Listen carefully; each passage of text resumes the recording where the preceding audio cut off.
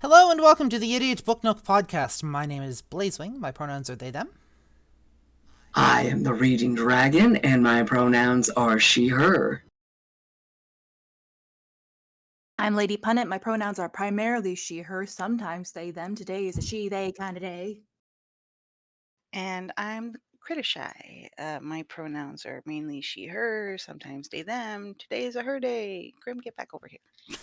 We're talking about Chapter 10 of The Thief from the Queen's Thief series by Megan Whalen Turner. Oh, yeah. Hope you guys enjoyed your holidays. We took the holidays off. It is what it is. We did it last year. We did it again this year. We'll probably do it again later this year. Yeah. Holidays are busy. We got a lot going on, and work and sickness and families and families. Absolutely. If you'd like to follow us on social media, you can do so at lanktr.ee/idiotbooknook. You'll be able to find links to our podcast, to the YouTube, to the Twitch, to all of our individual projects across the net. And you'll be able to track us there and see what we're up to on an individual level. But we're going to turn for a moment to Chapter 10 discussion, because before we started this episode off, we were actually having a bit of a discussion. So where do we want to pick up with that? I want to say that first things first, before we get into our discussion that we were just having, I full thought that when Jen and they were all being ambushed by the guards people, legit thought that when Jin got really close to the Magus, that he stole the stone. Same. I legit thought that. I thought he had it too, but apparently not. No. I thought that is such a rogue thing to do. Like, hey, I stole this thing. I should be the one carrying it. Why do you get to wear it? But then it was the whole, like, shock thing. And we're having this from his POV, so we know he's not lying about it. Yeah. Yeah, definitely. Them losing the stone pretty much like the minute they get it. I did not see that coming. I mean, it's kind of the trope, though. Like, you get the item, but, like, not even 24 hours later, you lose the item. It is a trope. It is a minor trope. It's a minor trope. Mm-hmm. Anyways, we were having a discussion. This is like a trope bingo card. We were having a bit of a discussion before we got the episode started. I want to pick up there. So how do we want to dip into? How do we want to dip into this? I'm trying to remember where I was at. Okay. What was I saying? You were saying something. So I started the conversation by saying how when this all started, typical D&D fashion, we meet our main character in a dungeon, and when he starts off, he's just straight, like, thief rogue. Straight up. No questions asked. But since, like, Chapter 9, and now some things that we've revealed in Chapter 10, the gods are interfering now, and I made the joke that he has become an unwitting warlock because of all the favors. Because here's the thing, it's not a cleric, because it's not a cleric, because clerics get theirs through devout prayer. And Jin stated point blank, I don't believe in the gods, but the gods have helped him by literally making hooves silent on cobblestone. Yeah. Well, the iron horseshoes, too. Yeah. The iron horseshoes silent on cobblestone. Now, technically, though, cleric wouldn't be too far out of the question, because throughout the story, throughout the book, he has sent out prayers to the gods and goddesses. Except but I believe. Go ahead. Well, to me, whenever I hear that, it's kind of similar to like the "Oh my God" or "Please God" or "God give me strength" or "God give me patience." Oh God, I'm realizing now that if this is going the same route, I think it is. This is reminding me of my D&D character, Daphne Nightshade, because one time she literally did to her goddess, she's like, "Oh, by the maiden, let him be okay," when they were revivifying an NPC, and the maiden heard her, but my character hadn't thought that she would, because in my character's point of view, her goddess has like many people in her domain, and she's just like a little blip.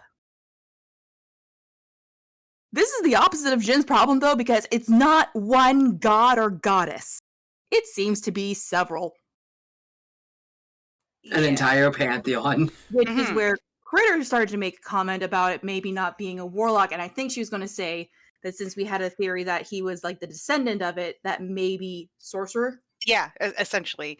So when it comes to D&D, generally my wheelhouse is generally sorcerer or something along those lines. So already like neck deep in that one. But yeah, what you were saying did make me realize that like if our theory that he's descended from actual huge entities, that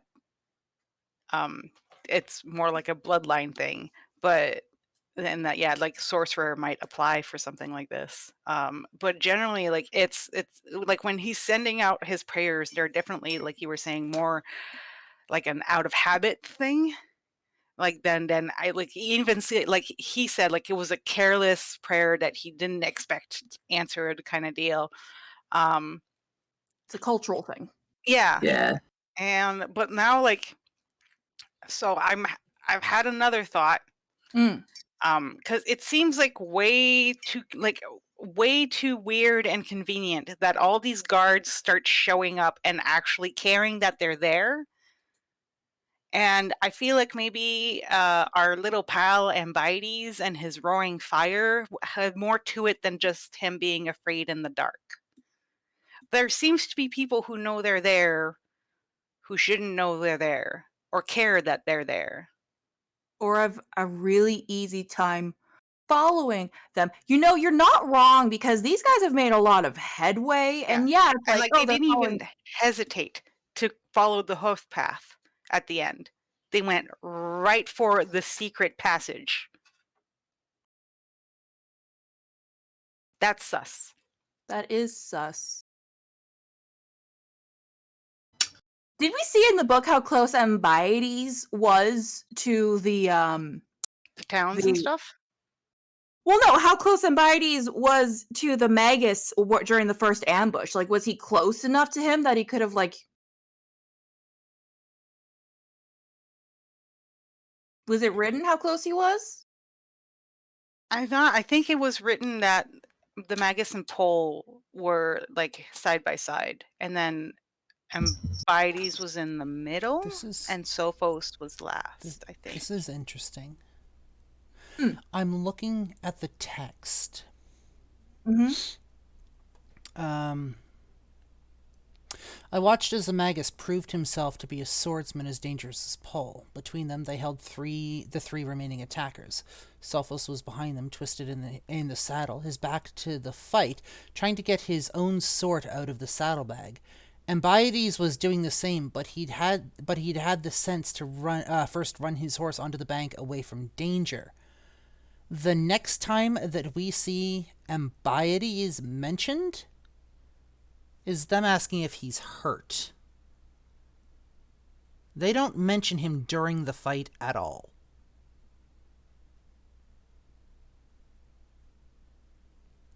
And that's true, and he gives Jen shit too for staying in the tree, but if he just stayed on the bank with his sword, then he's just as much of a... Alright, we got Grimtails. It happens. Hi, Grimtails. And then after that is Ambides asking if they're all dead. But we also have one empty horse with no rider to account for it. Am I getting a ride from to my knowledge? So what time do I need to be ready to go? One second. Hold on a second. So we have... That is true, because why would they have an empty horse? Well, because you always carry it. You should always, like, on treks like this, you should always have, like... Technically, every one of them should have had a spare horse for that kind of trek. And then you alternate your horses so that you don't wear them out. Or one extra horse strictly for pack muling. Ambides also didn't believe they'd come back alive. Well, because everybody at that point had died. Yeah. But remember how, like, a lot of the food went missing? Oh, I totally think it was him that went with the food missing and that let Jen get the beat for it. And also, like, remember when Ambides was the one that tied Jen's hands really tightly? I wonder if Embiotes has been slowly just trying to like hinder this for like the past little while, and it's just from the beginning, almost. Like, I mean, he's been a thorny bitch the whole time, but like, that could have. Because we know that his father has fallen out of grace with the current king. What if Embiotes' family made a deal with the queen from the other nation? You mean Atolia? Yeah, like what if or Edith or whatever. Or Edith or whatever. Edith. What if the queen from the enemy nation is just like, I hear they're going to do something stupid. I want you to hinder them, and if you hinder them, I will give you prestige. Here's something else. What? Yes, the Magus finally agreed after a long moment of silence. We've got to go. Embiotes, get the horses and bring them to this side of the stream. Sophos, see if any of the other horses are nearby. We should have tied them up. No, sorry, I misread that. I thought it was Embiotes that went after the horses. Oh, I just remembered something else. Embiotes kept trying to encourage the Magus to take a different route. That's true. He kept pushing for them to take the main road. Yep. I mean, yeah, it on the surface, it tracks with his dislike for hard work. Like he obviously dislikes being on the road. He's made that very clear. Yeah. But people seem to expect this cantankerous behavior out of him. So, I mean, it's a good way to hide his true intentions if he's always bitchy. But like taking the main road kind of makes some sense to hide. But at the same time, if there's a chance they would have seen them, then it would make more sense to take like the secret route no one knows of. So why is Embiotes? Yes, he's been known to like do this and this, but he was actually like trying to speak out against the Magus, which he has never done. He hardly ever does. No. Yeah, that is true. He was much more. He was a yes man. When they got to Kalia, Embiotes was also extremely nervous as hell. Yeah. Mm-hmm. Yeah, it could definitely like either he shook basically that like they actually found this thing and like it all worked out and none of them died. Like maybe like it was one of those things where he was like, this is the journey I'm not coming back from. We're all going to die here. And that's why he's in such a rush to get back, because he's like, we're on borrowed time. We've run out of luck. Or he's been betrayal. Hindering. Sabotaging. Yeah. Sabotage. Yeah, there, it's right there in the chat. Sabotage. Sabotage! But yeah, there's definitely like there's something inky about those guards, and then like of all things, the Queen's guards show up for a couple stolen horses. That is weird. Like Toxic Crow has redeemed a stretch.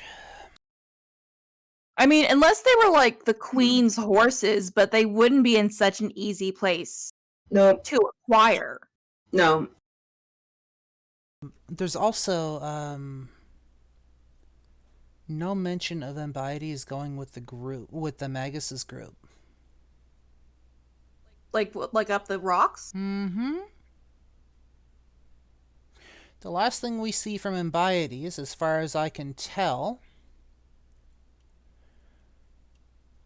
we were only an hour away from Kalia when a cold, damp breeze blew down my neck, and I pulled up my horse to listen to the sound of the temple gong beating at night. What's that? Embiotes asked, when the others had also stopped. That is, as far as I can tell, the last time we hear or see anything from Embiotes. Maybe it's like one of those things where it's implied. Because I imagine if he was like missing, someone would have said something. Would they have? Yeah. Would they have? Yeah. They were on the run. I think I think that's something that Jen would have taken note of. Yeah. because kind of like how in D&D, majority of the time, especially for players that have pets, it's implied that you just kind of have your pet with you unless you say otherwise.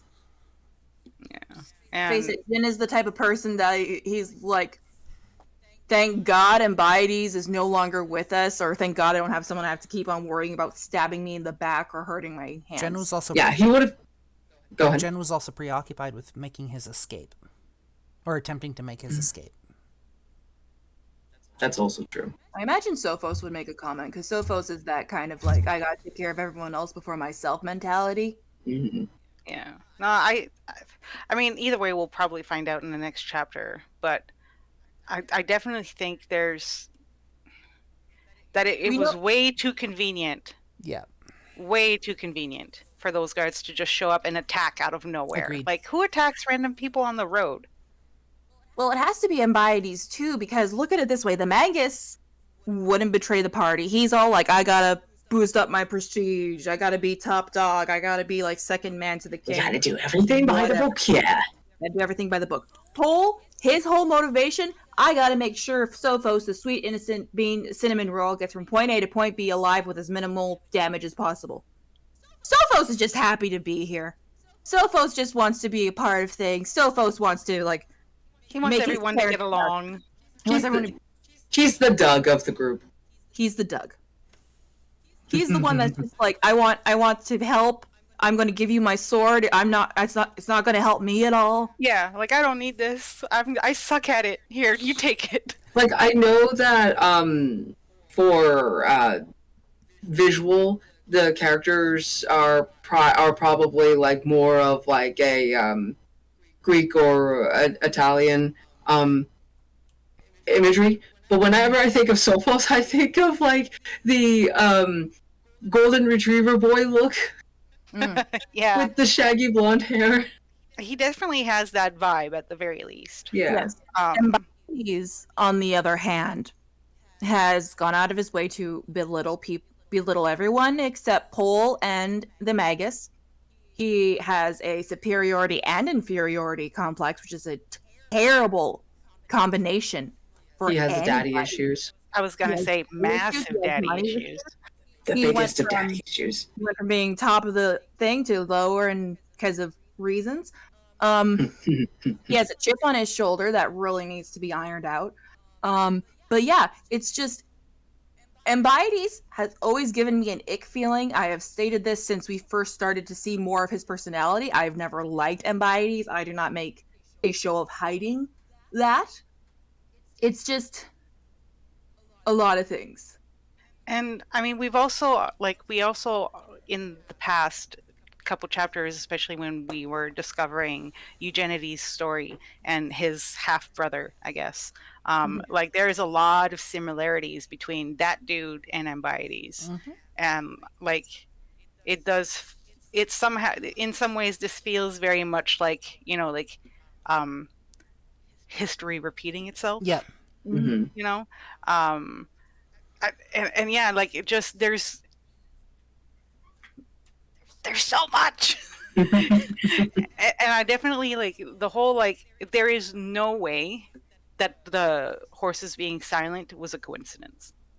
Like, 100% that is godly intervention. I agree. Like, I would also... Oh, go ahead.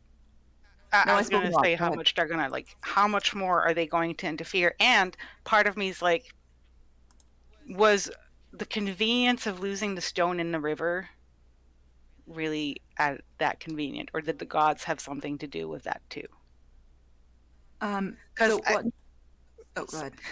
Wasn't there like a story about like anyone who takes it and like is not supposed to have it, that they lose it through one means or another? I think so. Isn't that part of the story? I think so.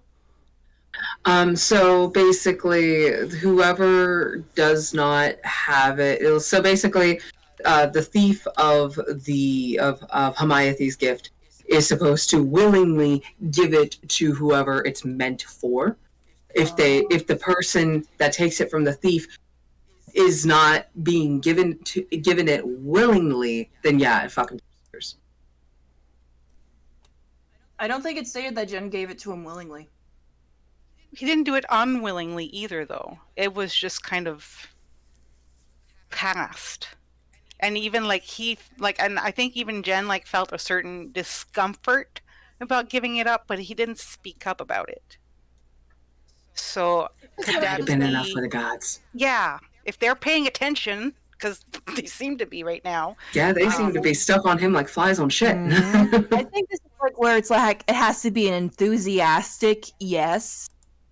Or this whole I give this to you of my own free volition type thing. Yeah, I think there has to be some sort of external expression of consent. Agreed. Another thing I'd like to point out, besides for the whole horses, hooves, iron, horseshoes, completely silent, the fact that not one, but two people were blind, drunk, asleep. But not At just their that. post. You mean to tell me there were no teenagers out and about getting frisky with one another, or there was no late night rendezvous, or there was no drunken insomnia wanderer people? from the tavern. The town itself was Silent. Not even a patrol group was wandering. Or friggin' insomniacs just going for late night strolls, or night owls peering out. Nothing. Not even the occasional innkeeper just running their nightly chores. Stable boy, And this isn't a small town. This is a town that's big enough that it needs guards at the gates, and It's it a has city. walls. It's a city. That doesn't happen in cities where you can just lead 5 horses out from a stable through a gate. Nope. There was a reason why Jen didn't want to go and do that, because he said, objects are silent, animals are not, and you can put a rock in your pocket. You cannot put horses in your pocket. Yep. Not unless they're the size of house hippos. Exactly. So there's definitely we've only got chapter 11 and 12 left now, so we've got 2 chapters left to read, and I know this is a series, I know there's more, but this is making me wonder where the conclusion of this book is leading us. I agree. How, because I was not expecting them to lose the stone, right? Yeah. So any theories that we had about that are just went out the window. At least for now. So unless there's a I don't plot fucking twist. know. Yeah, there has to unless there's a big plot twist, the stone is gone. And the next time it shows up, it'll be a fake, and maybe Jen can be I know it's a fake, and that's how he gets rescued from his second term in prison. I don't know. You could make a house hippo in D&D by using the enlarge and shrink spell on a hippo. That's it. We've lost Lady Punnet. Also, remember that hippos kill more people than a whole bunch of other things. Yep. Here's the thing. People think hippos are these cute, cuddly things because they're friend-shaped with their tiny little waggly ears. They are vicious creatures. Yep. They go against alligators or crocodiles. Yeah. Have you seen one of those things walk on land and charge? I've seen video. It's fucking scary. Crocodiles or alligators? So, if for anyone that saw the newest of the Jumanji films would know how vicious hippos are. First death was by hippo. Tabletop Fortress says, Punnet, your briar's showing. Yep. We could shrink Esther! I'm done. Done! No! Hear me out!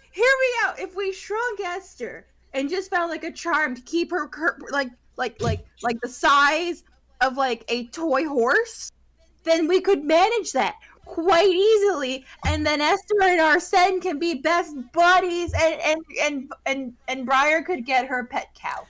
On that note, do you know how many times you have to cast, enlarge, reduce because of how long it actually lasts by itself? On that note, 1 sec.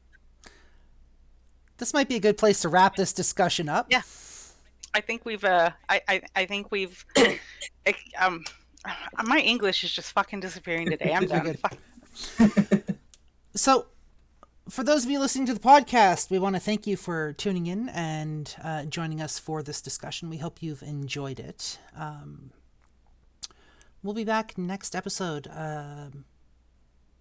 with something. It'll either be our Triple T or the next chapter of our story or something like that. Stay tuned. You guys know the drill. If you want to follow us on social media, you can do so at lanktr.ee/Idiot Book Nook, where you can find links to our podcast, to our YouTube, to the Twitch, to all of our individual projects. And you can come join us and hang out with us for a bit. Once again, it has been our pleasure bringing this chapter to you. And for the Idiot Book Nook, I'm Blazewing. I am the Reading Dragon. I'm Lady Planet. And I'm Kudashai. And we'll see you guys next episode. Goodbye.